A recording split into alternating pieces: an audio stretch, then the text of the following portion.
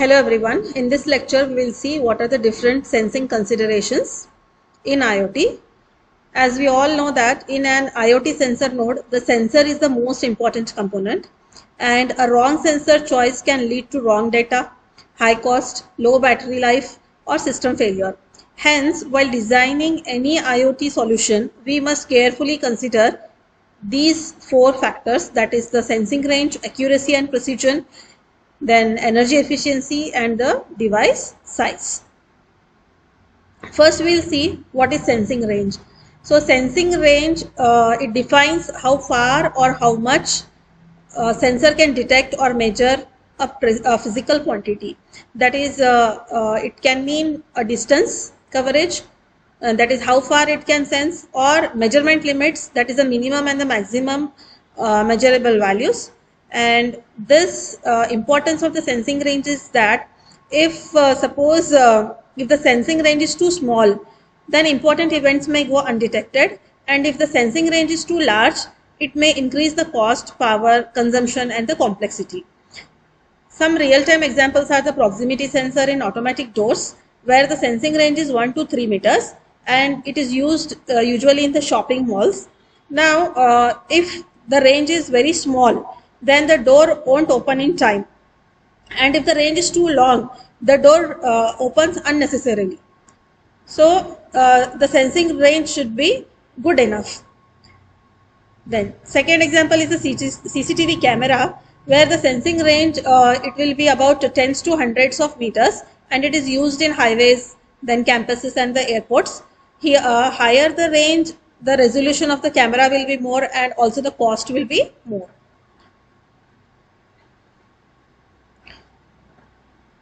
Next is the fixed K coverage versus the dynamic K coverage. This comes under the sensing range itself. So here, in fixed K coverage, many sensors will be placed permanently. Okay. Here what we'll do is more number of sensors will be placed permanently, and the sensing areas here they will overlap. And for example, for this is the forest fire detection using many static temperature sensors, and here it leads to redundancy and high cost. And coming to the dynamic K coverage, here the sensor will move to the event location. For example, we use here drones. Okay, here the drones will be used with cameras which will be sent after detecting a fire, and this is efficient in sensing, but it is costly, and it is not suitable for all the terrains. So we can conclude here that larger the sensing range, higher will be the cost, and the complexity will be more. Second is the accuracy and the precision. So here accuracy, it defines how close the measured value is to the actual value, and precision, it will tell you how consistent the readings are, or how consistent the sensor readings are. If you consider these four figures here, in the first figure you have bad accuracy and bad precision, because here the values are scattered all over. So here neither there is accuracy, neither there is precision, so both are bad here. When you come to this figure, second figure, the accuracy is good but precision is bad. Accuracy is what? Suppose my measured value, it is in this circle, in the inner circle, but I am getting the values around this, nearer to this. Okay, therefore accuracy is good but precision is bad. Why? Because the readings are not considered, they are scattered in this second ring, so the precision is not good here. When you come to this figure, third figure, good accuracy, good precision. Now a measured value is in the inner circle, so I am getting most of the values in the inner circle, they are close to the inner circle values, and also here the values are very close, the values are consistent, so it is having good accuracy, good precision. But when you come to this here, it is having bad accuracy. Why bad accuracy? Actually my values or the reading should come around this inner circle, but these are here at the outer circles. So the accuracy is bad, but precision is good. Why? Because the readings are consistent here.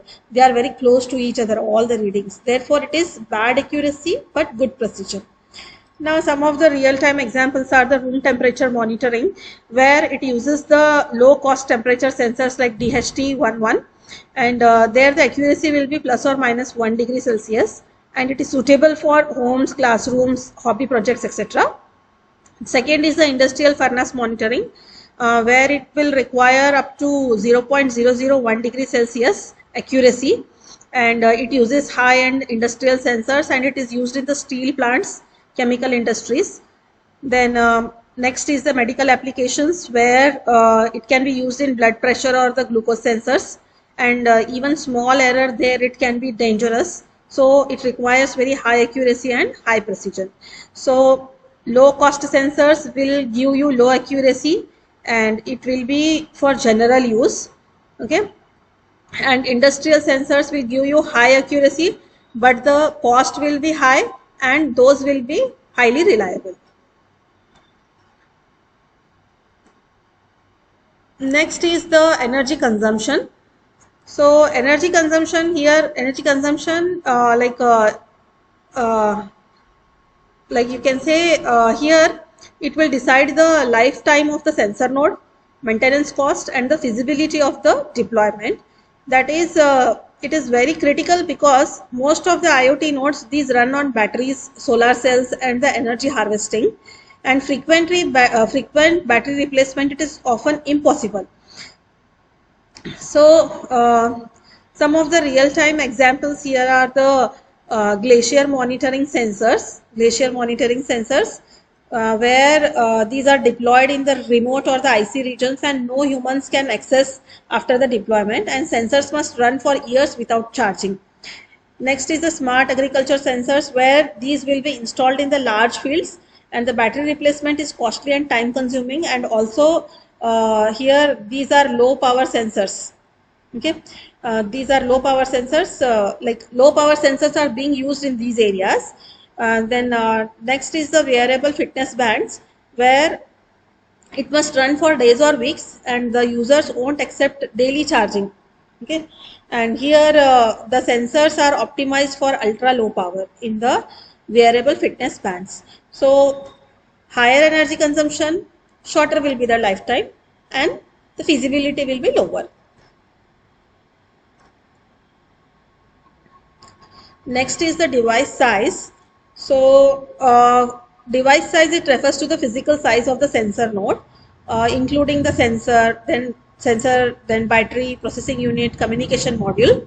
And here this is important because smaller devices will cause less obstruction, and these are very easy to deploy and also consume less power, and these are more acceptable to the users because of the compact size. Some real-time examples are the wearable activity trackers, which will be having lightweight and will be very small, and they do not interfere with the daily activities, and hence those are widely accepted. And second is the smart glasses or the smart rings, where you will be using embedded sensors in that, and these are very comfortable and non-intrusive. Then you have human activity detectors. If these are bulky, those will not be comfortable to carry. So if those are compact, those will be widely accepted by the users. And a reason for why these wearables are become popular is that these are of very small size, low power, comfortable, and stylish. Now here, this is the summary of all the four considerations. That is, first is the sensing range, which determines the detection capability, and example is CCTV versus the proximity sensor. Then you have accuracy and precision, which ensures correct decisions, which is mostly used in the medical and the industrial sensors. Then you have energy, which defines the lifetime. Real-time examples are the glacier and the farm sensors. And device size, it affects the usability, and these are usually used in the wearables. So you can say that a good IoT system is not about using the most powerful sensor, but it is about using the right sensor for the right application. Thank you.